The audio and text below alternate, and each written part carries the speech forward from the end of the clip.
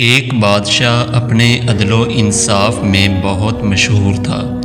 روز دربار سجاتا، رعایا کے مسائل سنتا، علماء سے مشورہ کرتا اور خیرات میں ہاتھ کھلا رکھتا۔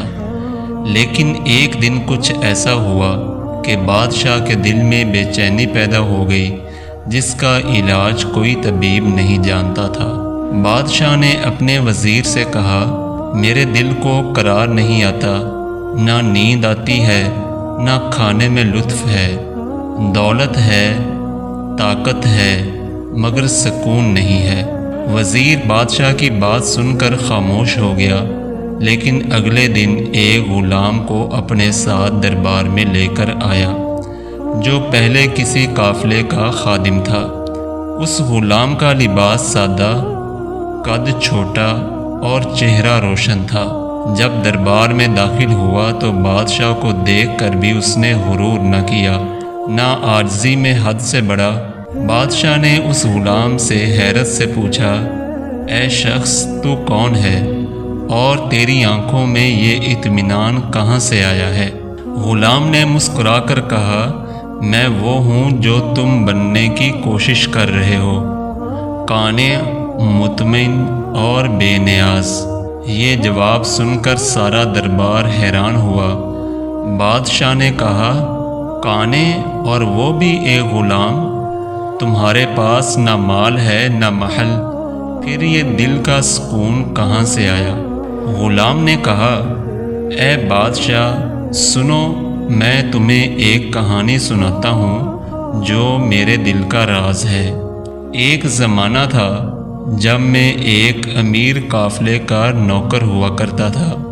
وہ قافلہ تجارت کرتا، قیمتی مال لے جاتا اور سونا چاندی کماتا۔ میں ہر روز امیروں کی چمک دیکھتا اور راتوں کو حسرتوں میں ڈوب جاتا۔ میں دعا کرتا کہ کاش کبھی مجھے بھی دولت ملے، کاش میں بھی محل میں رہوں، کنیزیں میری خدمت کریں اور میرا بھی ایک نام ہو۔ ایک دن ہمارا قافلہ ڈاکوؤں کے ہاتھ چڑھ گیا، سب کچھ لٹ گیا۔ میں قافلے سے بچھڑ گیا اور کئی دنوں تک جنگلوں میں بھٹکتا رہا۔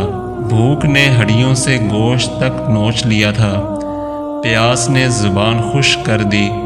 آخر کار ایک درویش ملا، جس نے مجھے ایک خشک روٹی دی اور ایک پیالے میں پانی دیا۔ درویش نے کہا، اے نوجوان، مال کا پیچھا کرتے کرتے تو اپنا سکون کھو بیٹھا ہے۔ جان لو، دنیا کی سب سے بڑی دولت قناعت ہے۔ میں نے اس درویش سے پوچھا، قناعت کیا ہے؟ درویش نے جواب دیا، قناعت وہ خزانہ ہے جو کسی خزانے میں نہیں، یہ وہ لباس ہے جو ہر موسم میں سکون دیتا ہے۔ قناعت کا مطلب ہے جو کچھ ملا ہے اس پر شکر کرو اور جو نہیں ملا اس پر صبر کرو۔ درویش کی یہ بات میرے دل میں گھر کر گئی۔ میں نے اپنا ماضی چھوڑا، درویش کے ساتھ رہا اور اس کی خدمت کرتا رہا۔ کچھ ہی عرصے میں میری ساری خواہشیں ختم ہو گئیں، دل ہلکا ہو گیا، نیند آنے لگی اور میرا دل مطمئن ہو گیا۔ بادشاہ نے یہ سن کر کہا، اچھا، اگر قناعت اتنی بڑی دولت ہے تو مجھے بھی سکھا دو۔ غلام نے جواب دیا، قناعت سکھانے سے نہیں، جینے سے آتی ہے۔ اگر بادشاہ بن کر تمہارے دل میں لالچ ہے تو تم غلام ہو، اور اگر غلام ہو کر بھی دل آزاد ہے تو تم بادشاہ ہو۔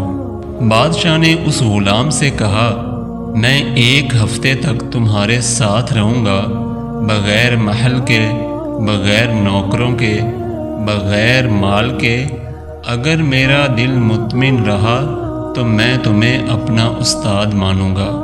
غلام نے بادشاہ کو عام کپڑے پہنائے، جنگل میں ایک کچا گھر دکھایا، وہاں روز سوکھی روٹی اور ندی کا پانی اسے دیا جاتا۔ نہ کوئی تخت تھا اور نہ کوئی خادم۔